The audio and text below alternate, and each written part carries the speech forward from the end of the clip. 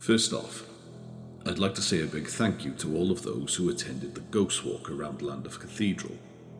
All 2 of you. And despite the battering from the storm that night, and my not just underwhelming, but frankly lackluster organisational skills, you both braved the weather and my stumbling and bumbling through the stories for over an hour. I'm incredibly thankful for the experience, as I now know what to do better. Which leads me to my next point. I'll be doing the same walk again on the 30th of November, but this time I'll be charging a small fee of £3. Not for myself, however.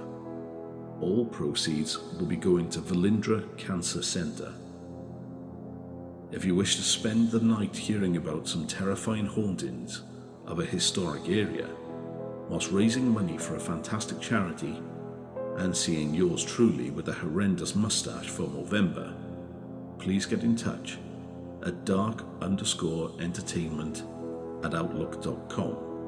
I have also set up a Just Giving page to raise £100 for Llandaff. I know it doesn't sound much, but every bit helps. Anyway, let's get into the main story.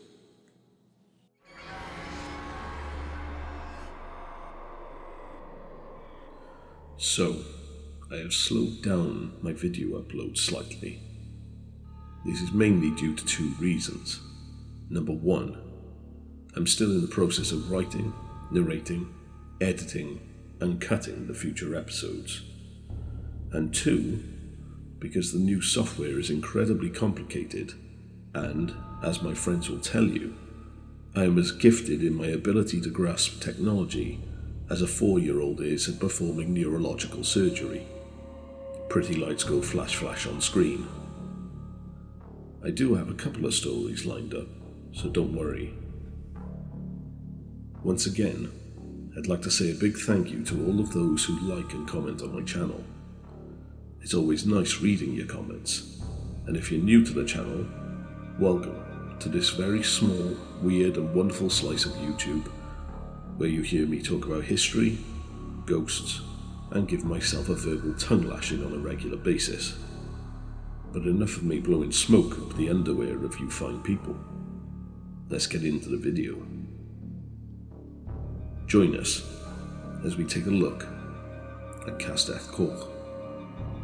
Now, Llandaff Coch, or the Red Castle in English, is a bit of an anomaly when it comes to castles, since it's more of a stately home. The building you see on screen now was constructed much later than many of the castles and stately homes that I've featured on this channel. It was constructed by the Victorian architect William Burgess for the 3rd Marquess of Bute in the mid to late 1800s and was completed in 1891.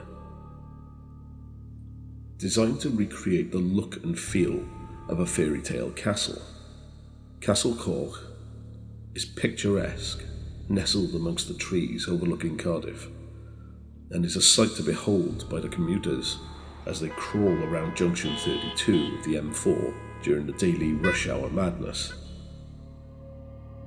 However, it began its life in 1093, but ended up being taken over by the English Lord Gilbert Clare around the mid-13th century, where he added to the already formidable structure. It is believed that this early version of the building was destroyed during the Welsh Rebellion around 1316. The ruins remained untouched and crumbling until big old beautiful Bute rocked up and stamped his mark on the joint, and thus constructing the castle that we see today. Now, on the day that my partner and I went to the castle, it was a lot less inviting than it is in the photos you see here.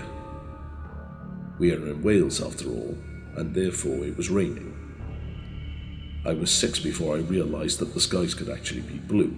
I always thought that the default colour was grey. On this day, it was grey, wet and blowing a gale, and much to my entertainment, someone had placed a wet floor sign in the courtyard in the only dry spot where it couldn't get wet. Ignore me, though. I have an unusual sense of humour.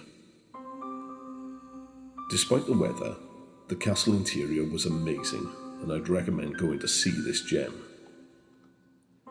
My partner and I wandered around exploring every bit of the castle, her in a more supervisor role so that I didn't wander off. Anyhow, to the stories. Overlooking the drawbridge is Lord Bute's bedroom, a small private room with its own bath. It has been preserved as Lord Bute had it. On said bath, as you can see in this still shot, is a small towel hanging on the bath. There is nothing particularly significant about this towel. In the words of the guide who told me these stories, it probably came from Asda. Despite its humble origins, it seems as though something in the castle has a fascination with it. Staff have come in and found the towel missing, only to return minutes later to find the towel back in its place without anyone going into that room. The staff member who told me about this story stated that this bizarre occurrence happens on a regular basis. He has taken it upon himself to check on the wandering fabric when he has been closing up for the night, only to open up first thing in the morning and find it gone. A similar event happened during the freak weather events of 2018. In 2018, the UK was smashed by Storm Emma, causing what is now known as the Beast from the East. As with any form of snow event in Britain, the country broke. No one could get anywhere, no one wants to go anywhere, and those who drive either drive slower than mating snails, or drive like an absolute tosser and end up crashing, causing even more mayhem and crying about how cold it is on the side of the road. Personally, I love a snow day though, but that's because I'm miserable at heart.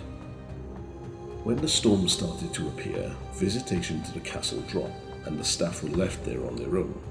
The decision was made by their manager to close the castle for the duration of the storm, since staffing would inevitably be an issue. Eventually, they closed up for the night, with the staff member in question being the last member of staff to do the final checks and lock the main gate. After the storm had passed 3 days later, Britain started to resemble some sort of order again, and the castle reopened. The guide who had closed up had been away on annual leave for several days after the event, but when he returned to work, however, a colleague approached him and told him the line which strikes fear into the heart of workers all over the world. The boss wants to see you. His blood ran cold, and he immediately began trying to picture the trouble that awaited him in the office.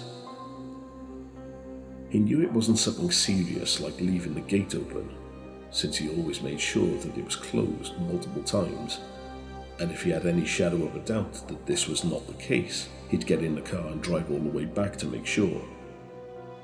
However, when he got into the office, his boss reassured him that he was not in any trouble, but there was something very strange that had happened. When she had opened up that morning, she had opened the heavy doors to find fresh imprints of footsteps in the courtyard, even more stranger since they were the only 2 members of staff that had the keys. On one other occasion during the rampant COVID pandemic, a maintenance engineer arrived to perform some repair work in the Great Hall. Obviously, during this period, people did their best to keep away from each other. And although the castle was closed to visitors, this was the perfect opportunity to conduct the work without interruption. The staff member informed the engineer that he'd be in the courtyard sitting on one of the benches in an alcove should he need anything. For the next couple of hours, the contractor carried out his work, but it was periodically broken up by staff members coming into the room and looking over his shoulder, something that he got quite irate about. No one likes to have their work scrutinised before it's complete, and not only that, every time he tried to explain what he was doing, he would hear the staff member walking back out of the room without listening to the explanation. Finally, he'd had enough and stormed out of the main hall after the figure, only to reach the door and find the empty walkway. He then spotted the staff member in the main courtyard, sat on a bench. He stormed down to confront him, only to be met with bewilderment. He hadn't moved from the spot in the alcove, and there were only the two of them in the castle at this time. The engineer then proceeded to rattle through his experience, only for the staff member to realise that the person who had been monitoring his work was none other than Lord Bute. Safe to say, the engineer continued his work in a rather subdued manner. One evening, when the castle had shut for the day, two staff were there alone. During periods like this, the staff would spend the time cleaning the various rooms throughout the castle. On this particular day, they were cleaning the kitchen area when they were startled by a sudden, harrowing scream from somewhere in the castle. They immediately ran out of the kitchen and began searching the halls and corridors, believing that a member of the public had been locked in and had hurt themselves by falling down. They searched inside and outside the castle but couldn't find the source of the terrifying howl. The screams of nature can be heard emanating from the woods around the castle on regular occasions and can be quite unnerving. I can attest to this, since I was once startled by a fox during a previous video.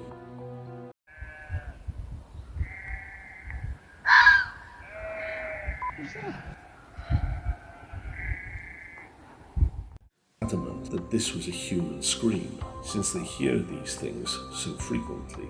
They say that they can tell the difference, and this one scared them. They believe that it was the spirit of Dame Griffiths. According to legend, the restless spirit of Dame Griffiths can still be seen wandering aimlessly through the woods, searching for the body of her lost son who drowned. Her young son had left the house one day to go and play with his friends in the forest, only for his friends to run home hours later, saying that he had fallen into the black pools and had not resurfaced. Immediately, a search party was formed, but her son's body was never recovered. She died shortly after of a broken heart. I've trawled through many old maps, but I've not been able to find the location of the Black Pools. It's believed that they were situated not far from what is now known as Three Bears Cave, but have long since disappeared. Above Margaret's bedroom, in the old West Tower, is the custodian's apartment. The previous custodians of the castle had a child with learning disabilities. After her husband died, she was laying in bed one night when she was awoken by the feeling of someone sitting on the end of the bed. Groggily, she rubbed her eyes to get a better view. The room was still dark, with the exception of a low glow coming from the dying embers in the fireplace. She rolled over and glanced down at the bottom of the bed, where the pressure appeared to be coming from, fully expecting to see her distressed son sitting on the bed. But when her eyes adjusted to the gloom, she froze at the sight of a round-head cavalier sitting on the bed and peering around at the darkened interior. She watched in horror as the figure stood, releasing the sheets that were weighing down her legs, and passed through the wall opposite. It is unknown why the spirit of a round-head soldier would be haunting a fairly modern building, but it was discovered that the area where he had disappeared used to contain a door, but it had been sealed up long before. Anyway, that's all from us here at Dark Entertainment. We hope you've enjoyed the episode, and if so, drop us a comment to let us know. You can find us on X, formerly known as Twitter, on Facebook, or if you've got a story that you would like us to tell, or a location that you would like us to investigate, why not drop us an email at dark_entertainment@outlook.com. And remember, stay dark, stay creepy, and always laugh. Ta-ta!